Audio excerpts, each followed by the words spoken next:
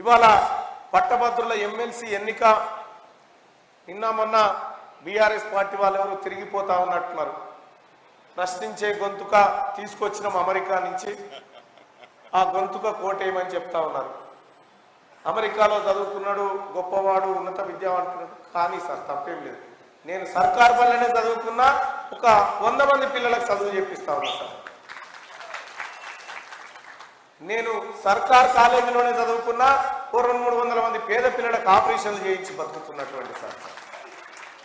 నాకు gold medal లేకపోవచ్చు కానీ అంతకు మించినటువంటి వజ్రాలైనటువంటి ప్రజలు ఉన్నారు, పట్టభద్రులు ఉన్నారు. వాళ్ళందరి ఆశీర్వాదాలు నా మీద ఉన్నాయి. నాకు ఆ స్తోమత కూడా లేదు సార్, నేను అక్కడ పోయి చదువుకునే స్తోమత కూడా లేదు. కానీ నా వంతుగా ఈ ప్రజలకు ఏదో చేసిన తర్వాతనే చచ్చిపోవాలనే కోరిక మాత్రం ఉంది నాకు. అందుకోసమే ఈ పట్టభద్రుల ఎమ్మెల్సీ ఎన్నిక. నిన్న అంటా ఉన్నారు కేటీ రామారావు గారు ఎవరో, తీన్మార్ మల్లన్న గారు ఎమ్మెల్సీ పదవి కోసం తిరుగుతూ ఉన్నట్టు. తీన్మార్ మల్లన్న అనే పదం కంటే పెద్దదేం కాదనిపిస్తుంది అన్న నాకైతే. ఎందుకంటే ప్రజలు ఇచ్చినటువంటి ఆ పదం ముంగట ఇది చిన్న అంశమే.